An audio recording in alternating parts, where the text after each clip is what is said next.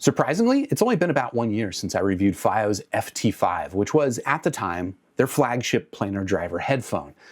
And back then I praised it for its build quality, which was really promising, but the sound was a little bit on the just kind of mid-bassy, mud bloat type of sound. And I was afraid that Fiio was going to be going down that route because, I don't know, frankly, a lot of their IEMs have kind of been stuck in that rut for the past few years. But since then, Fiio came out with the FT1, and then the FT1 Pro, and now we've got the FT7. And the good news is, well, Fiio has taken the higher path. Hey folks, I'm Mark Ryan. This is Super Review, and we are looking at the Fiio FT7, which is their new flagship planar driver headphone. This one is a 100-something millimeter driver headphone coming in at a price of $700. And I'll just say right now, this continues the trend that we've seen with those other headphones I talked about, which are reasonably tuned with surprisingly excellent bass performance. But does it justify its $700 price point? Well, that's what we're here to find out. Before we get into that, I guess a quick shout out to Fiio for sending in this headphone for review. If you want to check out the FT7 or I guess any of these other headphones, I'll have them linked in the description down below. But with that said, let us go to the table. We'll talk about the physical form factor, what you get inside the box, the build quality, fit and comfort, all that stuff. And then, of course, we'll talk about the sound here on the FT7, and I'll bring in a couple of other headphones, a couple of other planars for comparison. So what you get inside the box is what you see here. And I guess briefly, I will reach down here and show you the box. It's too large to fit on my desk, so you'll have to make do with that. But what you get inside is what you see here on the table. And in typical Fiio fashion, it's a pretty good spread. So where to start? I'm going to start with this case, which is a quite nice carry case. It is, you know, not the most portable of carry cases, right? If you're looking for something that's going to fold up and fit in your backpack like a Bluetooth headphone, that is not this. I would not look for a 100+ millimeter planar driver headphone for that purpose. But if you just want to have a nice way to store your headphone, keep it safe, keep it away from dust, well, this will do. It's got a zip on it, and the shell is kind of semi-hard on it. You can see that it is also covered in this light fabric that gives it a nice premium touch. And then you unzip it, you've got a nice cradled space for the headphone, as well as a couple of spaces here for these accessories, which we'll talk about in a little bit, but that is quite nicely appointed. Apart from that, you do get a alternate set of ear pads, and we'll talk about what these things sound like. The headphone does come with two different sets of pads, right? So here, by default, it comes with the lambskin pads, and then over here, they call these fabric. It's almost kind of like a polyester, almost. It reminds me a lot, honestly, of like the AirPods Pro, or sorry, the AirPods Max ear pads, where it's kind of like a plasticky type fabric. It's not my favorite material, but I think it's probably going to be less sweaty for some people if you have that kind of a concern. And I guess we'll talk, when we talk about the sound, what differences it makes, although I'll just kind of tell you right now, it doesn't make a big difference on my head. I don't really hear much of a difference between these two pads, so you can mostly pick it based on your own personal preference. We'll talk about the mounting mechanism a bit when we talk about the build of the headphone itself, but let me move on to talking about this headphone cable and these accessories, which I've already kind of alluded to. And I'll just say right now, this cable is super, super duper premium feeling, but it is also, in a lot of ways, a very anti-Mark Ryan type of cable. This cable is just, frankly, I want to love this cable because it does feel really nice, like it's quite thick and beefy, but it ends up just being too stiff for me. But that's kind of like the smallest of the problems. For me, the biggest problem is just that it's too long. It's like a 3-meter long cable, or about a 10-foot long cable, if you're more of a foot type person. And, well, don't tell me if you're a foot type person. But anyway, yeah, 10 feet is just way too long for the type of use that I typically do. This might be useful if you're like sitting in a chair and you've got it hooked up to a stereo system or something like that. Or maybe if you're at a desktop and you're plugging it into the back of your computer, I guess, but I wouldn't recommend that if you're plugging it into an amplifier that's sitting on your desk. Personally, I think a 6-foot cable is kind of a better compromise between portable use and desktop use, whereas this 10-foot cable is frankly just like not useful for me as a more portable type user. But again, the build quality on it is nice, even though it is quite stiff. Other things to highlight on this cable, so it does terminate into a pretty standard dual 3.5 millimeter entry. So if you're not satisfied with this cable, you can of course find replacements very easily. And in fact, I did basically not ever use this cable apart from when I was measuring the headphone. Just because, again, it doesn't really fit my lifestyle. And then down here, here's the other kind of anti-MRS type thing, is that we've got a 4.4 termination. And Fio's been doing a pretty good job generally with having swappable mechanisms on their IEM cables and even their headphone cables. And usually the swappable mechanism is actually really nice. Like it's got kind of like that screw on, doesn't really add a lot of bulk, but here it's just straight up a 4.4 mil termination. And to swap terminations, you just plug them on. So here's, you can convert it to an XLR connection if you prefer, which I don't use personally, or you can convert it to a 6.35 millimeter like that. But you can see now this is like, it's like a 6 foot long termination. That's no bueno for me. And then I guess on top of that, like this doesn't actually seem to push on. You gotta push it pretty hard to make a good connection. I'm not gonna complain about that too much. What I am gonna complain about, however, is there's no 3.5 mil option here in the box. So if you wanna use this headphone on a 3.5 millimeter source, you're gonna have to have your own adapter or your own cable, unfortunately. So again, it is a nicely built cable, but it is also just frankly not a cable that I'm interested in using. But that will bring us to talking about the headphone itself. Let me just pull up my notes, make sure I'm not missing anything in here. But yeah, I think the first thing to note about this headphone build is that it's surprisingly lightweight for a 100+ millimeter planar headphone. Like these are typically, 500+ grams, 600 grams, 700 grams sometimes for headphones like this. But this one is weighing on my scale just about 450 grams. Fiio claims a slightly lighter weight of around 427 grams. I'm not sure which pad they measured it with. I measured it here with the lambskin pads, which do seem a little bit heavier than these fabric pads, but I didn't check. But yeah, so, 450 grams is pretty lightweight for a planar headphone of this size. And they achieve that by using a lot of actual real carbon fiber. You can see here in the headband, this is carbon fiber. Here around the ear cups are surrounded in carbon fiber. And if you know about carbon fiber is, it's an expensive material, and it is known for being lightweight, but also very, very strong. They use it in automotives and stuff in place of things like steel, where they want something that's really lightweight. So you can see that while it's not made out of like metals and other kind of heavier, more premium feeling materials, this is nonetheless like an objectively premium material to be using on here. However, I'm gonna say I'm actually not really a big fan of carbon fiber as a material in terms of just handling. Like it never feels that great. It always feels a little creaky, a little bit stiff, and it does feel a little bit on the brittle side, even though, I don't know, I'm not, again, the strength of carbon fiber, that's why people like it, but it always feels to me a little bit on the brittle side and a little bit on the plasticky side. Over here, they've also got on the headband, this bit, I believe, is a plastic surround. It feels kind of lightweight and flimsy and not very solid. Again, the emphasis here seems to have been very clearly toward giving a lightweight headphone, and they did achieve that. But I do feel that it is lit down a little bit in terms of feeling premium. The one bit that I'm actually gonna give them super strong props on though, is the outer ear cups here. These are made out of a wood, and I apologize, I forget the exact type of wood that they're using, but it is a real wood from what I understand, and it looks, I think, really, really handsome. You can see the gold traces of the planar driver there showing through on the outside. I think this is actually a really handsome look right here. I just wish that the rest of the headphone was made out of, I don't know, I guess I would trade personally probably about 100 grams to have this thing made out of, let's go back to steel instead of carbon fiber. I know there are other ways to make a lightweight headphone, but anyway, yeah, again, I think it's handsome. Doesn't feel necessarily the most premium. Over here with the headband, so you've got kind of this dual headband design, right? Where you've got the outer carbon fiber, but then you've got an inner, I don't know, this is probably a leather of some sort, headband here. Unfortunately, I find this to be a little bit on the stiff side. So I'll throw this on my head and describe the comfort, I guess, a little bit more in detail then. But yeah, I'll just say that it is, while it's nice and wide, it doesn't really bend and conform to the head very well. You can see it's like super stiff. It almost has like the stiffness of cardboard or something like that. And then the other thing this is, kind of a minor complaint, I suppose, but the adjustment mechanism on this thing, again, it doesn't feel that premium. It's like kind of stiff and scratchy, and you can see that like it's hard to move one notch at a time, because by the time like you break the friction threshold to move it one notch, you've like pushed it too hard and it's now moved a bunch of notches. So it's kind of a pain in the butt to adjust.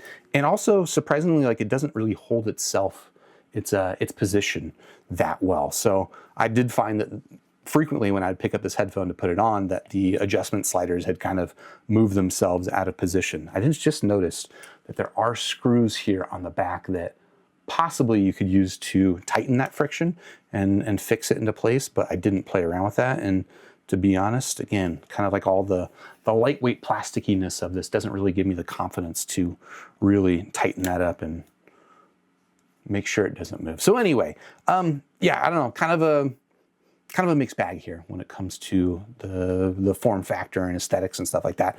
But let me show you real quick the ear pads, because I talked about them already being swappable, and it does come with 2 different sets of ear pads, which is cool. And here's what the mounting mechanism looks like. It's pretty simple, just basic clip style mounting.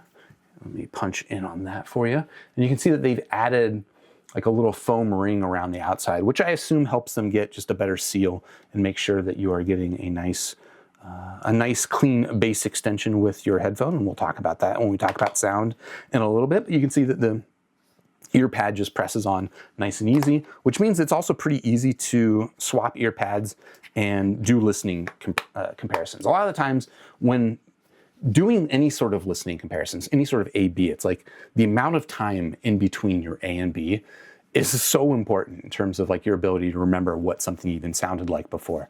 So when you're doing a pad swap like this, having it be as quick as I just showed you there actually makes a really big difference. Now, again, to my mind or to my ear, these didn't really significantly sound different. I did measure them, they're on Squiglink. I guess we can look at those measurements in a little bit as well when we talk about the sound, but I think that mostly you should expect to be able to pick whichever pad you prefer in terms of the feel and aesthetic and look, yeah?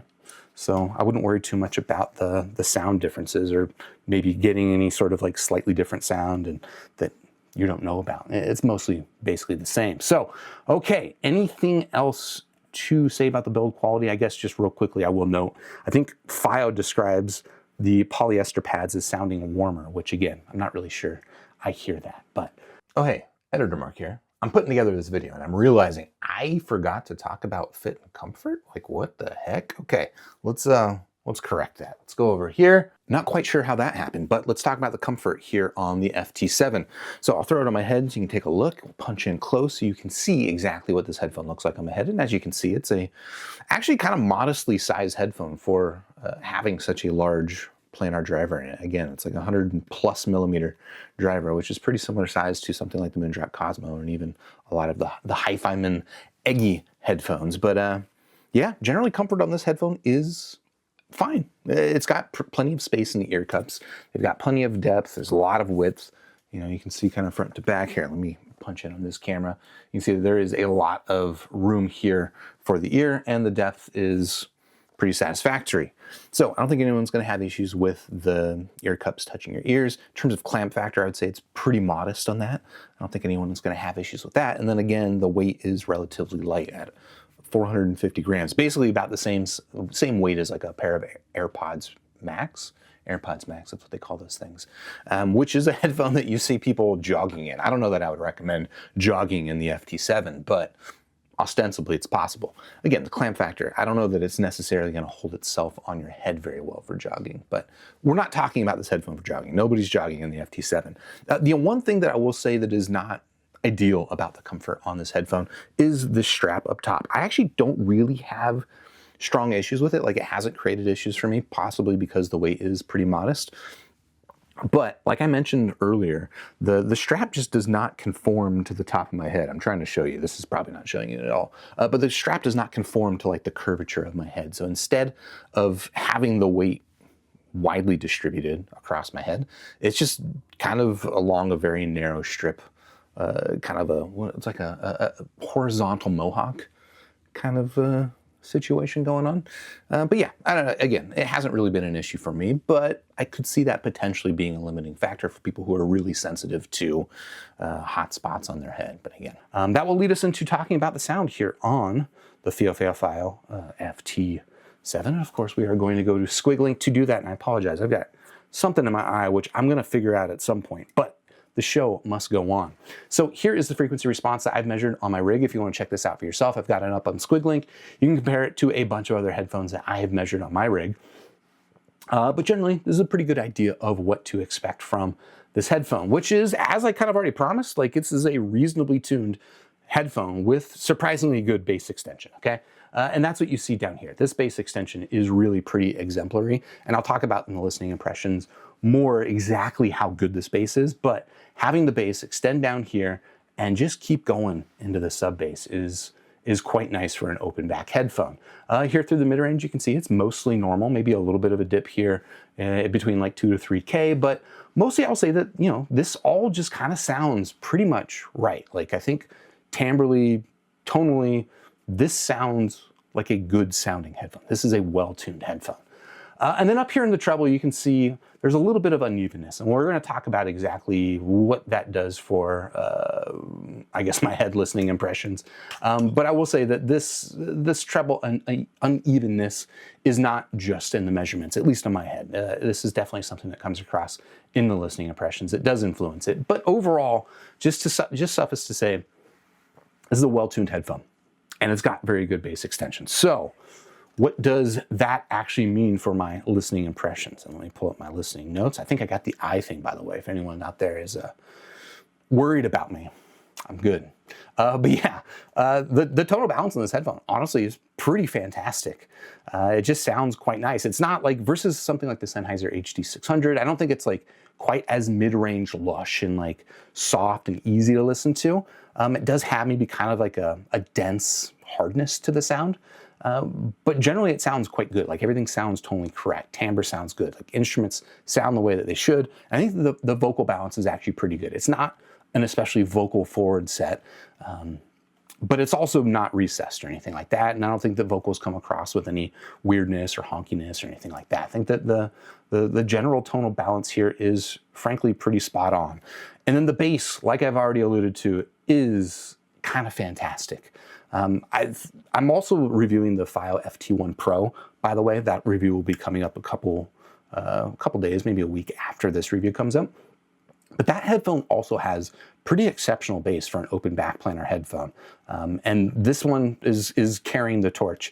It is really, really well extended. Comparing to all the headphones, I basically had like a lineup of 5 different headphones sitting on my desk, was going back and forth between them, had them all level matched exactly.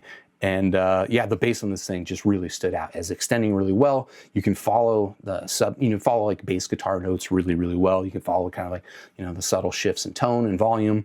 And it's just really pretty satisfying. It's not so much like a mid-bass punchiness, although there's a decent mid-bass punch to it. It's not the mid-bassiest, it's not the punchiest of mid-basses of the headphones I tried, but I think it is the one that has the best extension and the best sub-bass kind of rumble and texture and definition there. It is really, really quite good. With the new Men I Trust album, and I don't usually get this specific about what I'm listening to, but lately I've been listening to a lot of Men I Trust. They've got 2 new albums, Ecus Caballus and Ecus Asinus.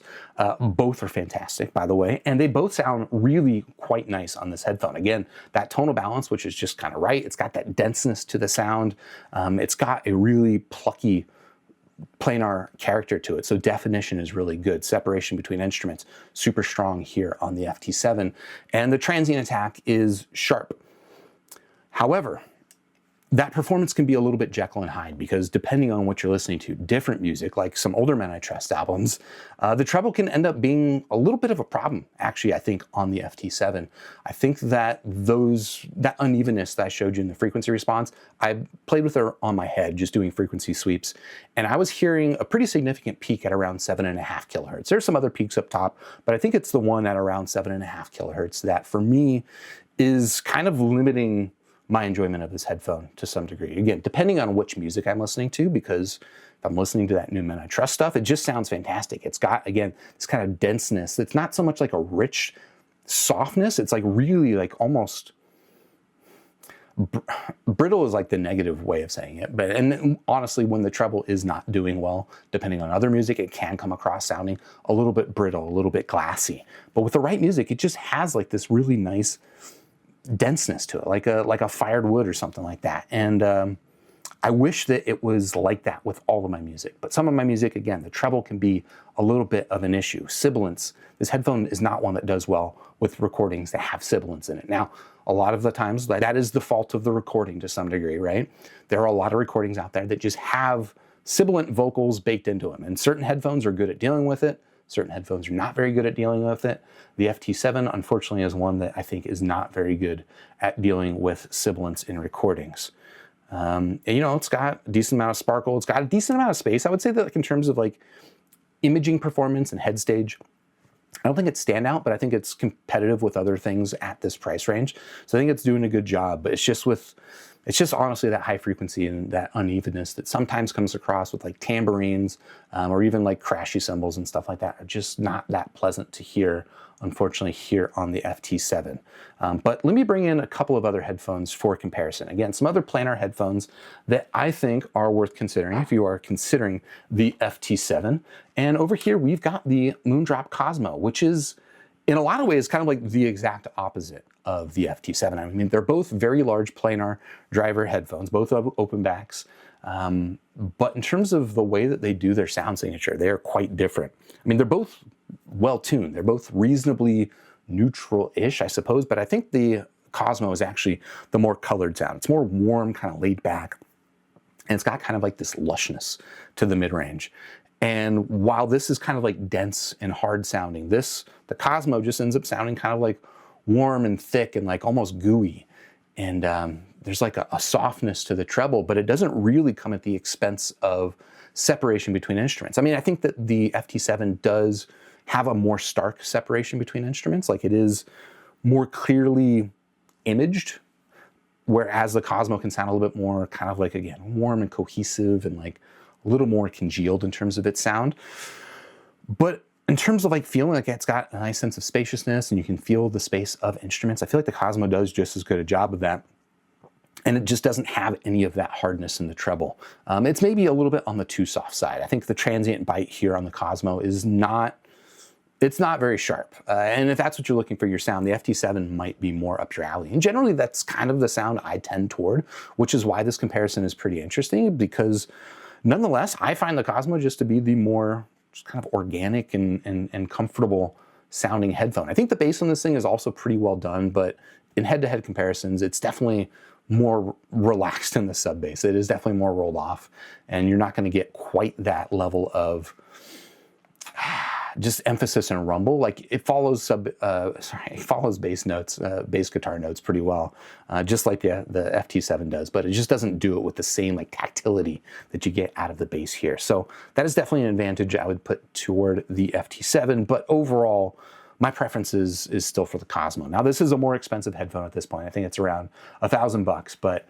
I think the price would be the smallest difference between these, because again, they're pretty different in terms of their tonal balance. But here's another headphone that the price difference goes in the other way. This is the HiFiMan Edition XS. So this is, at this point, like, I've seen this thing for under $300 on Amazon. I think when it originally came out, it was around $500. So not exactly in the same price range, but pretty close.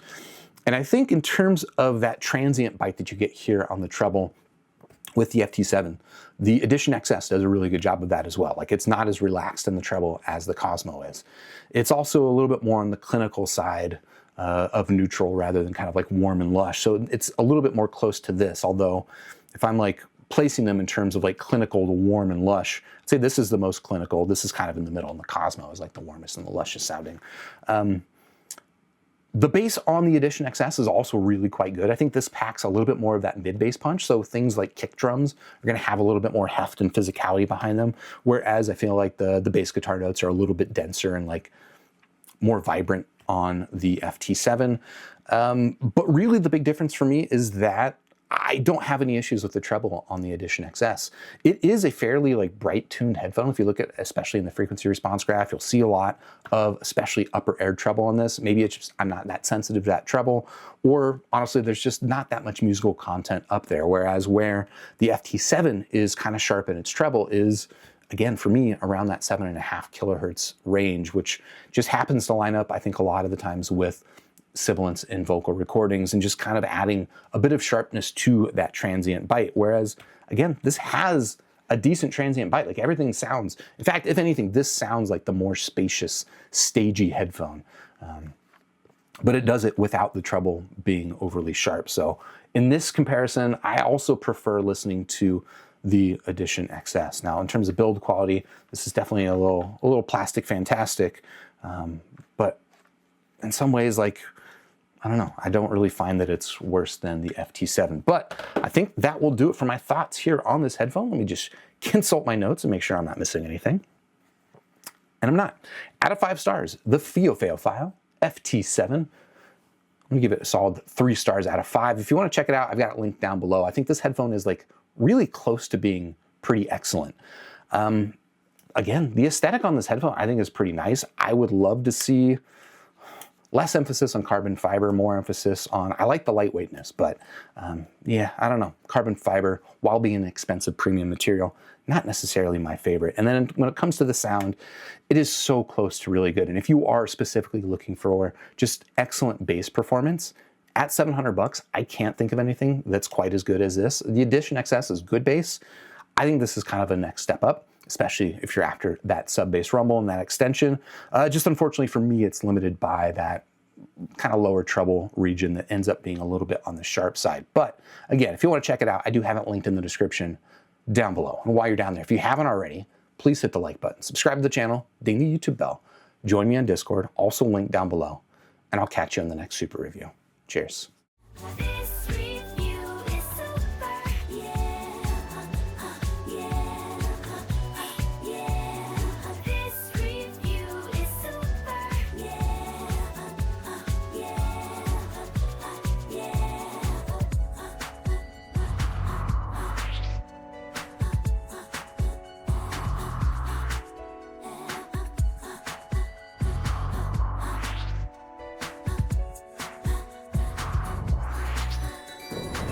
Join with the force of reviews, we now have the tools to brave the misleading world of audio fools. Hey, this review is super, and so are you.